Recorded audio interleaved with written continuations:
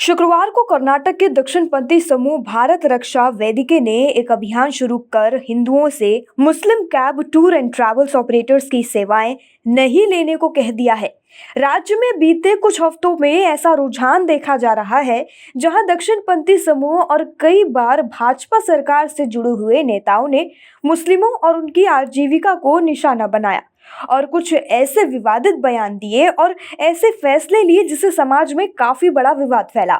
एक रिपोर्ट के मुताबिक इस दक्षिणपंथी समूह के कई सदस्यों ने बेंगलुरु सहित राज्य के कई हिस्सों में घर घर जाकर लोगों से कहा है कि वे मुस्लिम कैब ड्राइवरों की सेवाएं न लें। विशेष रूप से हिंदू मंदिर या तीर्थ यात्रा के दौरान ऐसा नहीं करने को कहा गया है। इस विषय पर भारत रक्षा वैदिक के प्रमुख भरत शेट्टी ने कहा है कि जब हम मंदिर या तीर्थ स्थल जाते हैं तो मांसाहार का सेवन नहीं करते और ऐसे किसी शख्स को साथ ले जाना जो हमारे देवताओं में विश्वास नहीं करता या अपने भोजन से हमें अशुद्ध करता है, यह हमारी संस्कृति और धर्म का अनादर होगा।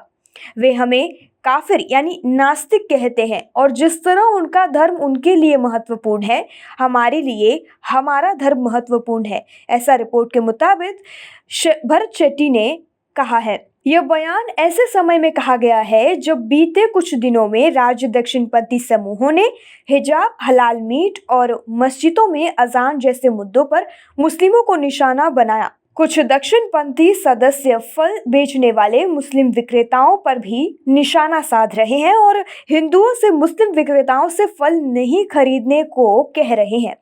आगे शेट्टी ने इस संदर्भ में कहा कि ऐसे कई हिंदू थे जिन्हें कोविड-19 की वजह से लगे लॉकडाउन के दौरान कठिनाइयों की वजह से अपनी कैब बेचने को मजबूर होना पड़ा और यह बहुसंख्यक समुदाय का कर्तव्य है कि वह पहले अपनी देखभाल करे। राज्य के लगभग 7 लाख आबादी में से मुस्लिमों की संख्या इस वक्त लगभग 13% है।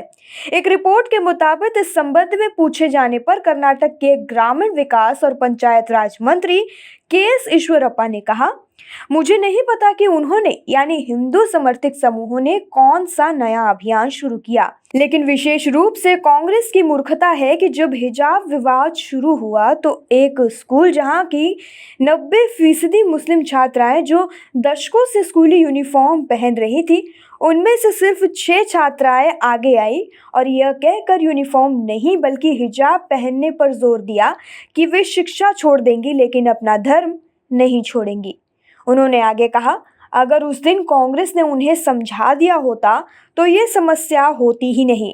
हिंदू और मुस्लिम एक साथ रहना चाहते हैं, लेकिन कांग्रेस वोटों की चाह में ऐसा नहीं होने देना चाहती। यह हिजाब, हलाल मीट और अन्य विवाद कांग्रेस की देन है, जिसे इन दिनों समुदायों के अलग होने पर ही फायदा होगा। आपको बता दें कि पिछले साल बुमई के राज्य के मुख्यमंत्री पद की शपथ लेने के साथ ही राज्य में विवादित धर्मांतरण विरोधी विधेयक पारित हो गया था।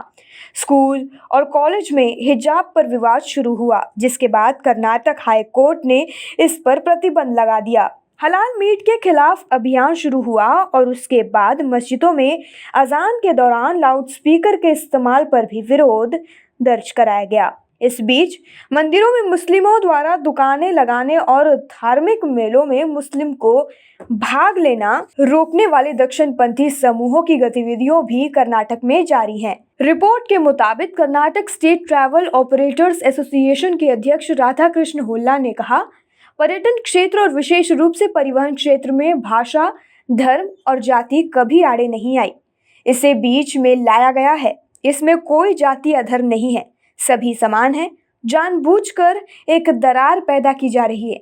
उन्होंने कहा कि इस तरह के प्रतिबंध की मांग कर रहे समूह इस तरह के मुद्दों को उठाकर राजनीतिक महत्व हासिल करने की पूरी कोशिश में लगे हुए हैं।